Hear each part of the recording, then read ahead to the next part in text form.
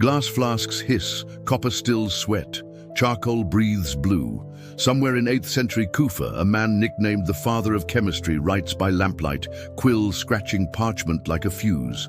He signs his pages Jabir ibn Hayyan, Latinized later to Geber, but friends call him simply the Sage. Legends grow. Student of Jafar al-Sadiq, court alchemist to the Abbasid vizier, Sufi seeker, occultist, proto-scientist. Strip away myth and one truth remains. He changed fire magic into reproducible experiment. Jabir's notebooks, if we stack the genuine ones, fill more volumes than Aristotle. He catalogues 70 recipes for acids, invents aqua regia that eats gold yet bows to platinum, isolates ethanol strong enough to burn blue.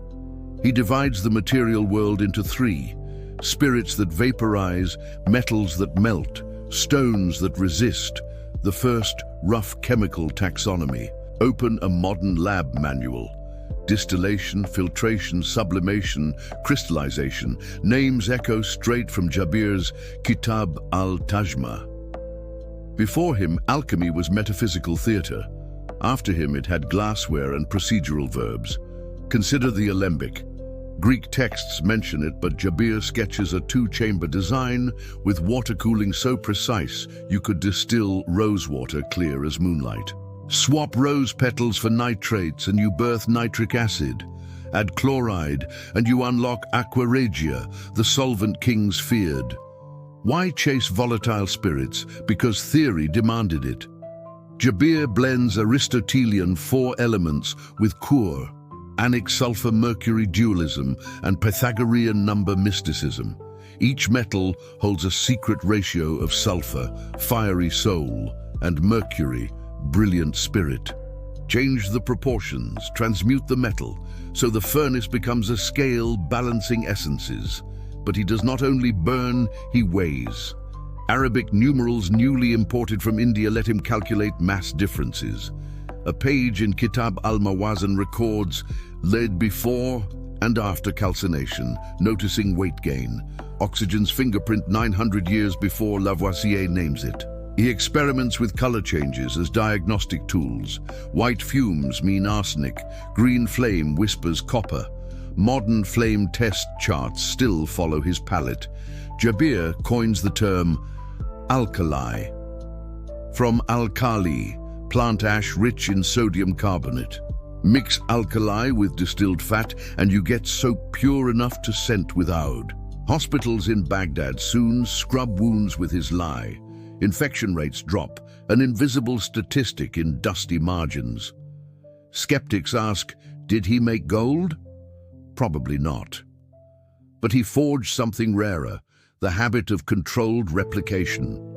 He insists scribes copy full apparatus diagrams. Missing a coil means missing the result. Alchemy shifts from guild secret to proto-open source. Take his lead-whitening recipe. Grind lead, vinegar, heat in sealed pot, wait 3 days. The pot erupts with white flakes, basic lead carbonate, pigment that later paints Renaissance angels. Even failure becomes commerce. Practical exercise. Replicate Jabir's sublimation of ammonium chloride with common kitchen gear. Steel pot, glass bowl, ice lid. You'll catch snow-white crystals, harmless but ghostly. Observe how vapor climbs, cools, descends. Solve et coagula in real time. Neuroscience footnote. Manipulating materials activates parietal mirror neurons tied to tool use and foresight. Alchemists literally train cognition by stirring. Mystical, absolutely. His texts weave Quranic verses with Greek numerology. The balance of letters links Arabic alphabet values to the stoichiometric balance of elements. Yet modern chemists still balance equations. Every H2 plus O2, H2O, is a Jābirian prayer stripped of calligraphy. Jump to 13th century Europe. Pseudo-Geber's Summa Perfectionis plagiarizes Arabic procedures word for word. Roger Bacon hails Geber as teacher. Paracelsus grabs his mercury-sulfur model and repackages it for Lutheran Germany. Without Jabir, there is no Newton decoding saltpeter, no Boyle gas law, no Farmer glassware. Data point, 2021 mass spectrometry of medieval colored glass shows soda ash, signature identical to Iraqi plant ashes. Trade routes carried Jabir's alkali westward. Still, whispers persist. He belonged to the Ikhwan al-Safar, used coded verses to hide political dissent, maybe faked his own death to avoid Abbasid intrigue. The line between lab coat and cloak keeps blurring. Skeptical moderns dismiss the sulphur-mercury theory as wrong. True, but wrong theory prompted correct method. Bad map, great compass.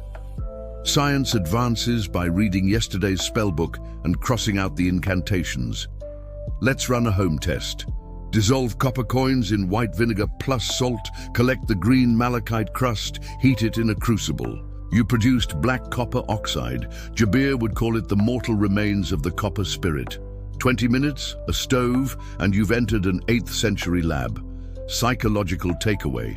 Every transmutation begins with patient heat. Time is a reagent, attention is solvent, ego the slag you scrape away. Fast forward again. 2018, UC Berkeley reproduces medieval Damascus steel by adding Jabir-style plant ash rich in tungsten. The blade outperforms modern alloys in microflex tests. Ghost of Geber laughs in Damascus sunrise. Provocation. We marvel at Silicon Valley venture labs. Jabir's lab ran on lamp oil and curiosity. ROI measured in wonder. Maybe we don't lack technology. We lack patience to wait 3 days for lead to bloom white. Next episode, Europe's monasteries translate these Arabic fires into Latin and birth the Rosicrucian dream. Until then, light a candle, gaze at the blue tip, and remember chemistry began as theology trying to purify itself. Welcome back to Resonant Obscura, where forgotten echoes find new minds.